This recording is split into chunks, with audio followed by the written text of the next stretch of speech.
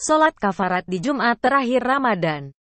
Mengenai sholat kafarat mengkodo sholat 5 waktu adalah kebiasaan yang dilakukan oleh beberapa sahabat, di antaranya oleh Ali bin Abi Thalib Kue. Dan terdapat sanad yang mutasil dan sikah kepada Ali bin Abi Thalib Kue bahwa beliau melakukannya di Kufah. Dan yang memproklamirkan kembali hal ini adalah Al-Imam Al-Hafidh Musnid Abu Bakar bin Salim rahimahullah, yaitu dilakukan pada setelah salat Jumat, pada hari Jumat terakhir di bulan Ramadan. Mengkada sholat 5 waktu. Tujuannya adalah barangkali ada dalam hari-hari kita sholat yang tertinggal dan belum dikada, atau ada hal-hal yang membuat batalnya sholat kita dan kita lupa akannya, maka dilakukan salat tersebut. Mereka melakukan hal itu menilik keberkahan dan kemuliaan waktu hari Jumat dan bulan Ramadan. Adapun tata caranya adalah sholat dengan niat qada. Pertama sholat duhur. Kemudian setelah salam langsung bangun sholat ashar qada, dan begitu seterusnya sampai sholat subuh. Tapi jika tak dapat menghitung jumlahnya, dengan melakukan sholat sunat kafarah.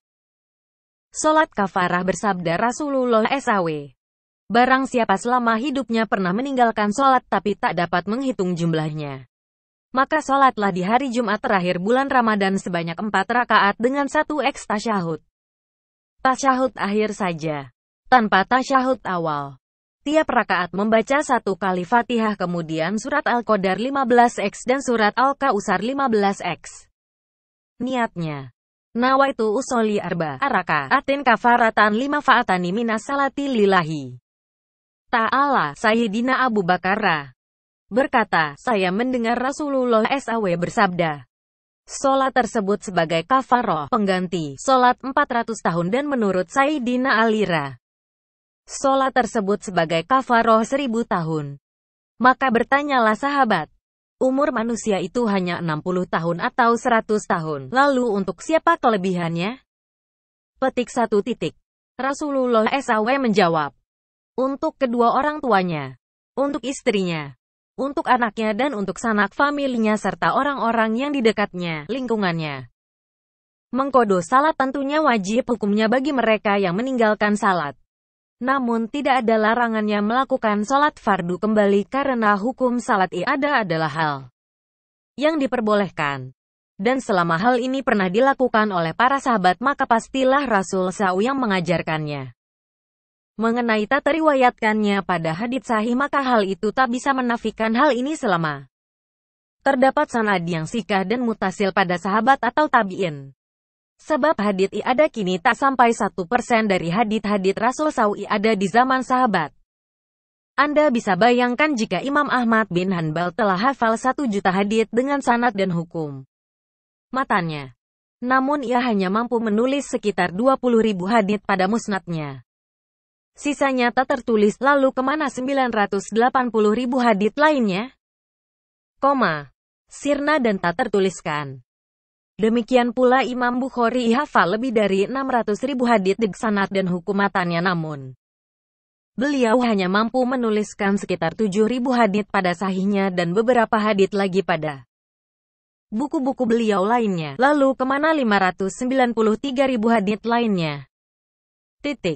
Sirna dan tak sempat tertuliskan. Namun ada tulisan-tulisan dan riwayat sanad yang dihafal oleh murid-murid mereka. Disampaikan pula pada murid-murid berikutnya. Nah, demikianlah sanad yang sampai saat ini tanpa teriwayatkan dalam hadits sahih. Tentunya jalur mereka yang tak sempat terdata secara umum, namun masih tersimpan jalurnya dengan riwayat sikah dan mutasil kepada para sahabat. Hal ini merupakan ikhtilaf, boleh mengamalkannya dan boleh meninggalkannya. Setelah selesai sholat membaca istighfar 10x. Kemudian baca sholawat 100x. Kemudian membaca basmalah, hamdalah dan syahadat, kemudian membaca doa kafaroh 3x. Allahumma ya men la tanfa, ukata, ati wala tadurukama, siyati takabal minimala.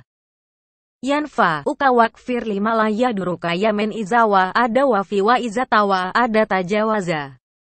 Wa, afa igfirli, abdin za'alama nafsahu wa as'aluka.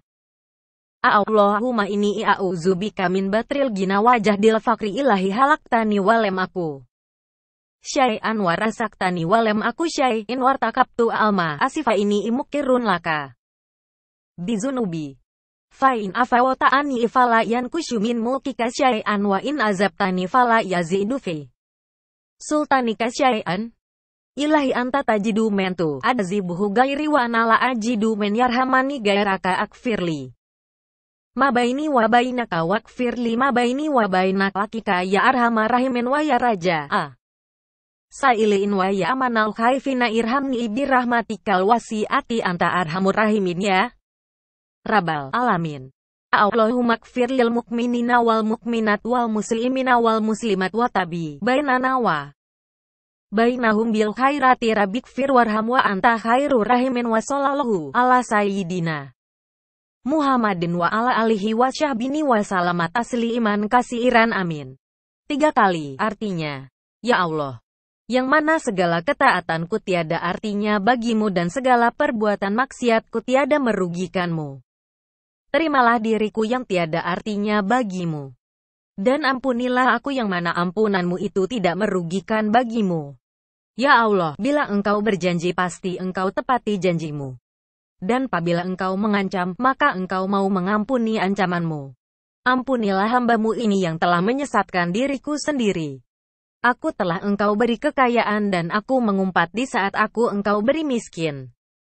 Wahai Tuhanku, engkau ciptakan aku dan aku tak berarti apapun. Dan engkau beri aku rizki sekalipun aku tak berarti apa-apa. Dan aku lakukan perbuatan semua maksiat dan aku mengaku padamu dengan segala dosa-dosaku.